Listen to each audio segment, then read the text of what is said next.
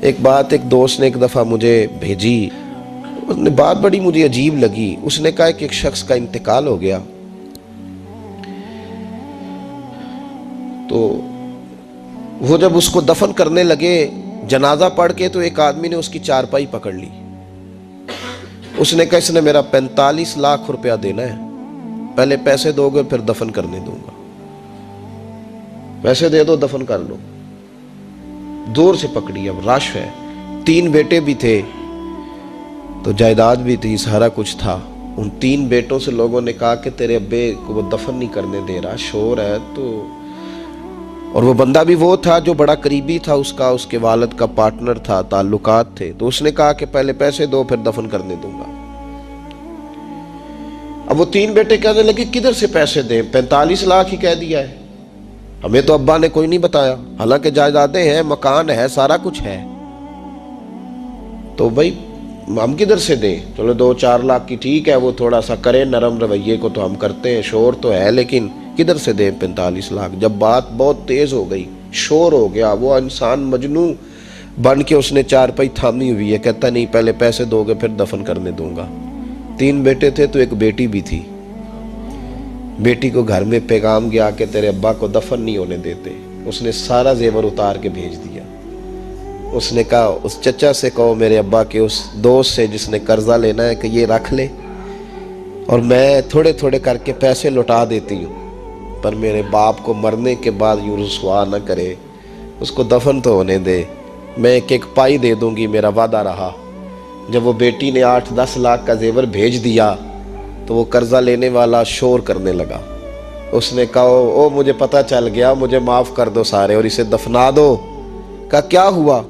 تو وہ کہنے لگا میں نے اس سے 45 لاکھ لینا نہیں تھا، میں نے دینا تھا، تو میں غور کر رہا تھا کہ اگر تو میں نے اعلان کر دیا نا کہ 45 لاکھ میں نے دینا ہے تو 110 نکل آئیں گے وارث کہ مجھے بھی دو مجھے بھی دو، تو میں نے یہ رویہ اس لیے اختیار کیا ہے کہ میں دیکھوں اس کا اصل وارث ہے کون۔ تو اصل وارث وہ بیٹی ہے جس نے اپنے کانوں سے بندے بھی اتار کے بھیج دیے، اور جس نے اپنے وہ شادی والے دن پہننے والے زیورات، پہلی رات کا وہ اس نے زیور بھی سارا اتار کے دے دیا۔ اس نے کہا کہ باپ کا کفن نہ میلا ہو جائے، تو اصل وارث بھی بچی ہے۔ اس نے کہا اس نے مجھے وصیت کی تھی ہر ایک کو نہ دے دینا، میرے اصل وارث کو دینا، تو مجھے اصل وارث مل گیا ہے، اب میں کسی اور کو نہیں دوں گا، اس بیٹی کو دوں گا جس نے باپ کے لیے قربانی دی۔ تو یاد رکھے جنہ لی تو پاپ کمائے ہو کتھے نہیں تیرے کر دے۔ تو اس لین دین کے معاملات اپنے صاف ستھرے رکھیں، ان کے اندر کسی قسم کی وہ چیز نہ پیدا کریں کہ جو ہمارے لیے بڑی باعث پریشانی بن جائے۔ تو میں یہ سمجھانا چاہ رہا ہوں آپ حضرات کو، اپنے بھی بھائیوں کو، دوستوں کو، کہ کوشش فرمائیں کہ آپ، اور یہ یاد رکھیں وہ میری اماں کبھی کبھی میرے ننھال سے نا کوئی چیز آتی تھی نا بطور تحفہ کے کسی چیز، تو میری اماں کہتی تھی میرے ماموں سے یا میرے نانا سے کہ بس ٹھیک ہے یہ آپ تھوڑا سا دے جائیں باقی لے جائیں، تو کہتے نہیں رکھ لیں۔ تو اماں کہا کرتی تھی کہ اپنے گھر سے بندہ کھائے تو پھر ہی پوری پڑتی ہے، کوئی دے گا تو کیا اس میں کتنی دیر، ایک دن بندہ کھا لے گا۔ وہ کہا کرتی تھی کہ اگر پورا کرنا ہے نا خرچہ تو بندہ اپنی کمائی سے ہی پورا کرے تو پورا ہوتا ہے۔ اگر کسی کے 10,000 سے آپ سمجھتے ہیں کوئی فائدہ ہوگا تو کچھ نہیں ہوتا، آپ کے دست و بازو جو ہمت کر کے لائیں گے اسی سے گزارا ہوگا۔ تو کسی کا 50,000 رکھ کے کتنا وقت بیت سکتا ہے؟ 1 لاکھ سے کیا مطلب، کیا بندہ کر سکتا ہے؟ تو سہارے نہ ڈھونڈو، خوددار بنو۔ طریقت میں، تصوف میں خودداری، ترمذی شریف کی ایک حدیث ہے مجھے بڑی پسند ہے، میں سمجھتا ہوں یہ حدیث اگر لوگ سمجھ جائے نا تو بات بن جائے۔ نبی پاک صلی اللہ تعالیٰ علیہ وسلم نے لوگوں سے کہا لوگوں چاہتے ہو کہ تم اللہ کے محبوب بن جاؤ؟ تو صحابہ کے چہرے کھل اٹھے، کہا یا رسول اللہ صلی اللہ علیہ وسلم بالکل چاہتے ہیں۔ فرمایا جو اللہ نے تمہیں دیا ہے اس پہ راضی ہو جاؤ، اللہ کے محبوب بن جاؤ گے، اللہ تم سے پیار کرے گا۔ اور پھر فرمایا چاہتے ہو کہ لوگ بھی تم سے پیار کریں؟ لوگ بھی کریں یا رسول اللہ، دل کرتا ہے۔ تو نبی پاک نے فرمایا کسی بندے کی جیب کی طرف کبھی نہ دیکھنا، جو سامنے والے کی جیب میں ہے اس سے بچ جا، اس کے مال پر نظر ڈالنی چھوڑ دے، لوگ بھی تجھ سے پیار کرنے لگ جائیں گے۔ لوگوں کے مال کی طرف نہ دیکھ، آپ رکھ لیں کسی کا 500 روپیہ بھی، وہ کہے گا بندہ ہی نہیں صحیح، میرا 500 کھا گیا. یہ مت سمجھے کہ بڑا امیر تھا اس کو فکر ہی کوئی نہیں. نا، ان معاملات کے اندر لوگ کہیں نہ کہیں بول ہی جاتے ہیں، کہیں نہ کہیں بات کر ہی جاتے ہیں، کسی نہ کسی جگہ زبان پھسل ہی جاتی ہے. تو مہربانی فرمائیں، مہربانی کریں، آپ اس بات پہ ضرور غور کریں. اور یہ میری اپیل ہے، آپ میرے پیر بھائی ہیں، عزیز ہیں، کہ کوشش فرمائیں لین دین کے معاملات کو 110% صاف رکھیں. کوشش کریں جہاں کوئی چیز دینی ہے، خریداریاں بعد میں ہوتی رہیں گی، جائیدادیں بعد میں بنتی رہیں گی، قرضے نہیں ہونے چاہیے، قرضہ نہیں ہونا چاہیے. میں ایک بزرگ سے کبھی کبھی ملتا تھا تو میں کہتا تھا حضرت جی حالات کیسے ہیں؟ تو کہتے ہیں الحمدللہ کسی کا دینا کچھ نہیں، الحمدللہ کسی کا. تو اس شخص وہ جب بات کرتا تھا تو مجھے یوں لگتا تھا کہ جیسے وہ شخص نعرہ لگا رہا ہے، الحمدللہ کسی کا دینا کچھ نہیں. یہ اللہ تعالیٰ کا شکر ہے. اور پھر وہ کبھی کبھی یہ بھی کہا کرتے تھے کسی سے 200-250 لینا ہوگا، میں نے دینی کوئی شے نہیں. کوئی کبھی کبھی ٹٹولو گے تو میرا کسی طرف کوئی نکل ہی آئے گا، لیکن میں نے کسی کا دینا کوئی نہیں. میرے ایسا فرمایا کرتے تھے ہماری تو طریقت بھی بڑی دلیر ہے. میں نے ایک دفعہ کہا حضور نظریہ طریقت کیا؟ فرمانے لگے ہماری تو طریقت بھی بڑی خوددار ہے، ہم مریدوں کا خرچ نہیں کراتے، ہم تو کئی دفعہ مریدوں پہ خرچ کر ڈالتے. ہماری تو طریقت بھی بڑی توانا ہے، نے تو مزاج ہی بڑا انوکھا پایا ہے. تو مہربانی فرمائے لینے دینے کے ماں. ایک حدیث بخاری میں بڑی مزیدار ہے، بخاری میں، سبحان اللہ. اور بخاری شریف قرآن مجید کے بعد امت مسلمہ کے پاس سب سے معتبر کتاب کا نام بخاری شریف ہے. نبی پاک صلی اللہ علیہ وسلم نے فرمایا ایک بھائی اپنے بھائی سے قرضہ لینے لگا، ایک دوست اپنے دوست سے پیسے لینے لگا. اس نے کہا یار پیسے تو میں دے دیتا ہوں پر کوئی گواہ. اس نے کہا غریبوں کے گواہ نہیں ہوتے، میرا گواہ اللہ ہے. اس نے کہا کسی کی ضمانت دے دو. اس نے کہا میری کون ضمانت دے گا، میری ضمانت میرا اللہ ہی دے گا. وہ بات ہو گئی 1000 دینار. اس کو بات بڑی پسند آئی. کہا اللہ کے نام پر تو کہتا ہے، اللہ بھی گواہ ہے ہمارے درمیان اور اللہ ہی ضمانتی ہے، تو لے لے پیسے. 1000 دینار دے دیے.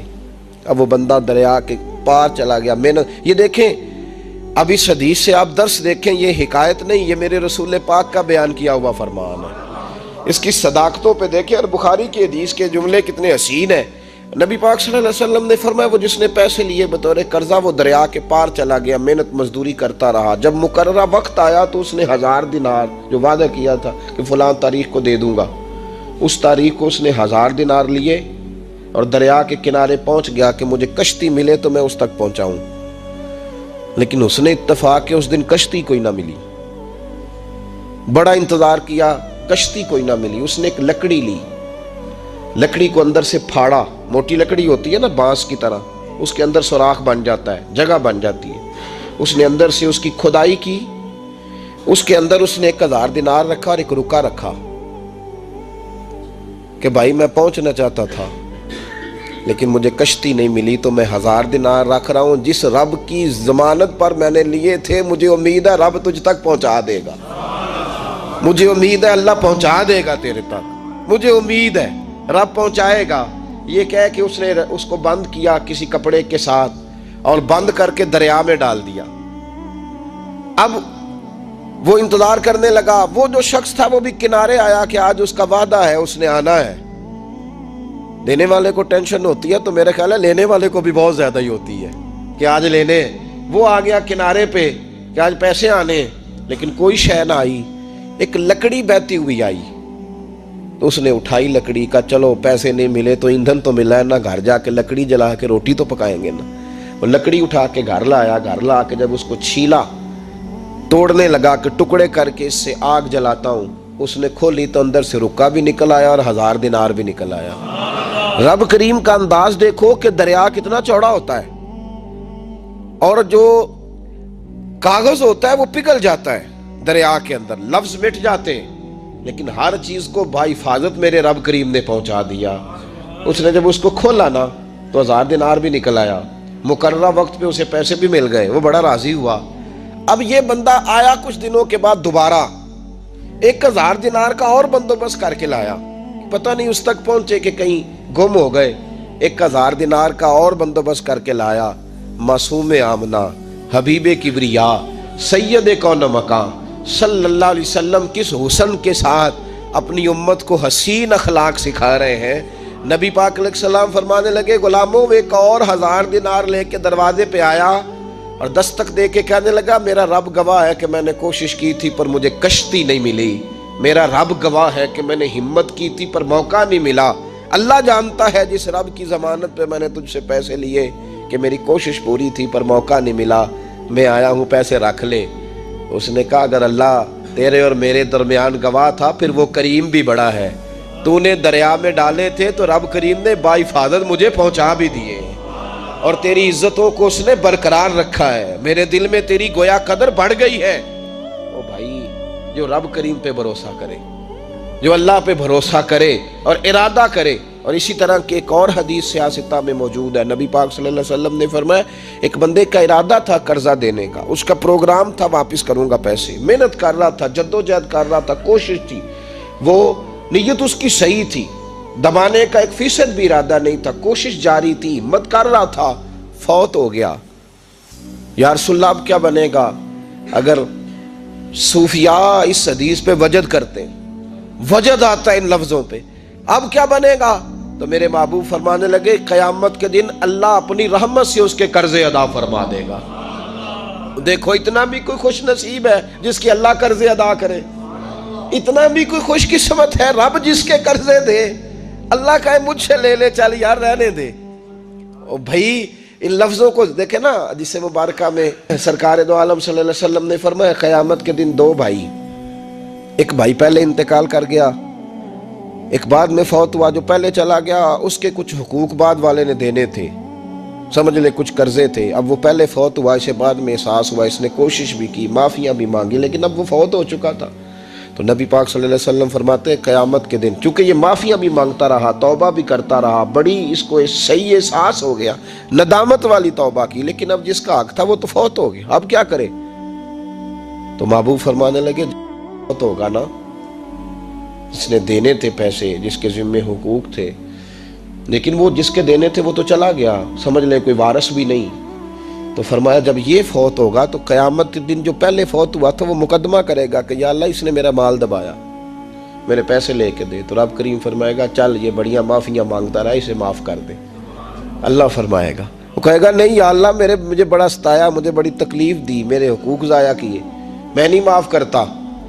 تو رب کریم فرمائے گا ذرا اوپر اٹھنا، چل بعد میں بات کرتے ہیں، اٹھ تو صحیح، وہ جنت میں ایک محل بنا ہوا ہے، ذرا اس کی طرف تو نظر ڈال۔ اس نے نظر ڈالی تو یہاں تو کوئی اچھا انجینئر بنائے کوئی مکان تو نظر جو ہے وہ ہٹتی نہیں، تو جس مکان کو رب تیار فرمائے، جس کو اللہ بنائے، اس سے نظریں کیسے ہٹتی ہوں گی؟ اس نے دیکھا تو دیکھتا ہی گیا، دیکھتا ہی گیا۔ عرض کرنے لگا مولا یہ کس کا مکان ہے؟ تو محبوب علیہ السلام فرماتے ہیں رب کریم نے فرمایا اس کا ہے جو اس کی قیمت دے گا۔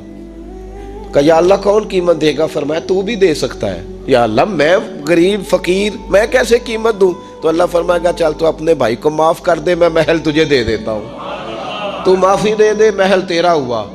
تو حضور فرماتے ہیں 3 دفعہ بولا، کہنے لگا یا اللہ میں نے معاف کیا، یا اللہ میں نے معاف کیا، یا اللہ میں نے معاف کیا۔ تو اللہ فرمائے گا پھر بھائی کا بازو پکڑ، وہ ایک محل نہیں، وہ ایک ہی نقشے کے 2 بنائے ہوئے ہیں، اس کا بازو پکڑ، دونوں جنت میں چلے جاؤ، میں نے تم دونوں کے لیے گھر بنا دیا ہے۔ تو اپنے معاملات صحیح کرنے کی کوشش کریں، اپنے معاملات صحیح کریں۔ ہم اس سلسلہ عالیہ میں داخل ہیں کہ حضور غوث اعظم رضی اللہ تعالیٰ عنہ کے والد کا مشہور واقعہ ہے کہ بھوک لگی تھی تو دریا میں بہتا ہوا سیب کھا لیا تھا، سیب کھا لیا غوث اعظم کے والد نے۔ تو پھر کہنے لگے اوہو یہ میں نے کیا کیا؟ جس سمت سے وہ سیب آیا تھا وہاں جانے لگے، وہاں ایک باغ تھا، پیچھے جا کے ٹہنیاں جھکی ہوئی تھیں، یہاں سے سیب آیا، باغ کے مالک بھی بزرگ تھے، ان سے جا کے کہا غلطی سے کھا لیا ہے، معافی مل جائے۔ انہوں نے کہا معافی اتنی جلدی نہیں ملتی۔ کیسے ملے گی؟ فرمایا 12 سال مالی بن کے میرے باغ کی نوکری کر۔ تو خدمت کرنے لگے تو حضور غوث اعظم کے نانا جی کہتے ہیں بچہ مجھے بھاگ گیا، کہنے لگے حضور چلے معاف کر دیں اب۔ تو کہا معافی نہیں ملے گی، میری ایک بیٹی ہے، آنکھوں سے اندھی ہے، آنکھوں سے اندھی، کانوں سے بہری، زبان سے گونگی اور پیروں سے لنگڑی، اس سے نکاح کر، پھر معافی ملے گی۔ کھایا کیا؟ ایک سیب۔ تو حضور غوث اعظم رضی اللہ تعالیٰ عنہ کے والد کہنے لگے مجھے گوارا ہے، آپ کر دیں نکاح، پر وعدہ کریں مجھے معاف کر دیں گے نا؟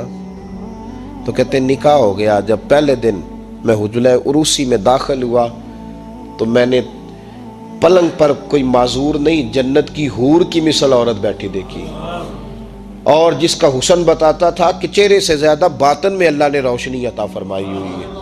فرماتے ہیں میں نے اس کے قریب جا کر تو کون ہے؟ مجھے تو کچھ اور بتایا گیا تھا۔ فرمایا تجھے بتایا گیا تھا کہ آنکھوں سے اندھی ہے، اس لیے کہ کبھی غیر محرم کا چہرہ دیکھا ہی نہیں، کانوں سے اس لیے بہری ہے کہ کبھی غلط بات سنی نہیں، کسی غلط کے پاس بیٹھی نہیں، اور زبان سے اس لیے کہ گنگی ہے کہ غلط جملہ کبھی نہیں نکلا، یا اللہ کا قرآن نکلا ہے یا محمد عربی کا درود و سلام نکلا ہے، غلط جملہ نہیں نکلا۔ اور ٹانگوں سے اس لیے لنگڑی ہے، کسے اپنے باپ کے گھر کا رستہ تو آتا ہے، سوائے اس کے گلی کا اور کوئی موڑ نہیں جانتی، اس نے پاکیزگی سے وقت گزارا۔ حضور غوث اعظم کے والد کہتے ہیں میں اپنے لین دین کے معاملات سیدھے کرنے گیا تو سادات کے گھر کی حور مجھے ملی، اور جب میں اس حور سے ملا تو پھر رب نے مجھے عبد القادر جیلانی جیسا بیٹا عطا فرمایا، غوث پاک جیسا بیٹا دیا۔ تو گئے تو معاملات سیدھے کرنے تھے، تو اللہ نے ولایت کے امام کا باپ بنا دیا۔ تو مہربانی فرمائے اپنے معاملات میں توانائی پیدا کریں۔ کچھ لوگ ایسے ہوتے ہیں جن کا مال مثل مملکت کے ہوتا ہے۔ اعلیٰ حضرت رحمۃ اللہ علیہ نے پیر کے حقوق میں یہ لکھا ہے کہ اس کے مرید کا مال اسی طرح ہے جس طرح اس کا اپنا ہے، لیکن ساتھ اشارہ بھی دے دیا ہے کہ چاہیے یہی کہ وہ بھی احتیاط ہی کرے، وہ بھی احتیاط ہی کرے، پرہیز ہی کرے، کوشش کرے۔ اور آپ فرماتے ہیں چونکہ باپ کی حیثیت رکھتا ہے تو ضروری تو نہیں نا باپ بیٹے کی کمائی کھائے، کبھی کبھی بیٹے بھی باپ کی کھا ہی لیتے ہیں، اس طرف بھی توجہ کر لے، کوئی حرج نہیں۔ اپنے معاملات کو صحیح رکھیں، لینے دینے کے معاملات کے اندر کبھی کمی نہ لائیں۔ یہ چیز اگر پیدا ہو جاتی ہے نا تو آپ یقین کریں کہ وقار ہی تو انسان کے پاس ہوتا ہے، وہ ضائع ہو جاتا ہے تو نقصان ہوتا ہے۔ تھوڑے میں وقت گزاریں، بڑی مزیدار زندگی ہوتی ہے انسان کی۔ یہ زندگی میں انسان کے پاس وقار اپنا ہوتا ہے، وہ زندگی بڑی حسین ہوتی ہے، بڑی مزیدار ہوتی ہے۔ ہماری مسجد میں ایک شخص آئے، کچھ دن انہوں نے وقت گزارا تو مجھے بعد میں کہنے تہاڈی مسجد سے سکون بڑا ہے، کھپ کوئی نہیں، لڑائی کوئی نہیں، کوئی کسی قسم کا میں نے وہ نہیں دیکھا۔ آپ یقین کریں یہاں 4 اساتذہ کام کرتے ہیں اور کئی سالوں سے کرتے ہیں، ہم نے کبھی استادوں کی لڑائی بھی نہیں ہونے دی، ورنہ مدرسوں میں جھگڑے چلتے ہیں۔ مجھے کہنے لگے جی یہاں لڑائی کوئی نہیں۔ میں کہ اس واسطے کسی کو مالدار بندہ چیئرمین ہی نہیں بنایا کہ جو کہے کہ یہ کیسے ہو گیا، یہ کھانسے کیوں ہیں، یہ اٹھے کیوں ہیں، یہ بیٹھے کیوں ہیں۔ یہاں اللہ نے حسن اس لیے دیا ہے کہ الحمدللہ یہ ایک کونا تو ضرور ہے لیکن اللہ نے بڑا سکون عطا فرمایا ہوا ہے۔ تو یہ اس وقت ہوتا ہے جب آپ کسی سے کچھ لیتے ہیں تو پھر آپ کو اس کے نخرے بھی برداشت کرنے پڑتے ہیں، پھر آپ کو دیکھنا بھی پڑتا ہے، اس کے آنے پہ کھڑے بھی ہونا پڑتا ہے۔ اس لیے لین دین کے معاملات کو 110% صحیح رکھیں۔ یہ میری وصیت نہیں آپ حضرات کو، اس کو میرا حکم سمجھیں، حکم سمجھیں اس کو۔ اور آپ قطعی طور پہ میری پیر بھائیوں سے گزارش ہے کہ لین دین کے معاملات کو چھوڑ دیں سارا کچھ۔ اللہ بڑا کریم ہے، ایک کمرے میں بھی انسان کی زندگی بیت سکتی ہے، لیکن لین دین کے معاملات میں 110% اپنے آپ کو صاف رکھیں، اور اپنی وصیت کو ہمیشہ اس میں سستی نہیں کریں، لکھ کے رکھیں کہ کسی کا کیا دینا ہے، موٹے حرفوں کے ساتھ، اور 3 جگہ اس کو لکھ کے رکھیں کہ میں فلاں آدمی کا میرے پاس یہ ہے، اس کو ضرور سنبھال کے رکھیں تاکہ کسی جگہ بھی اگر اللہ تبارک و تعالیٰ فضل کرے کوئی ایسا موقع آتا ہے تو ہم صاف ستھرے ہوں، ہمارے وارثوں کو پتہ ہو کہ ہم نے کسی کا کیا دینا ہے۔ اللہ سمجھنے کی توفیق عطا فرمائے۔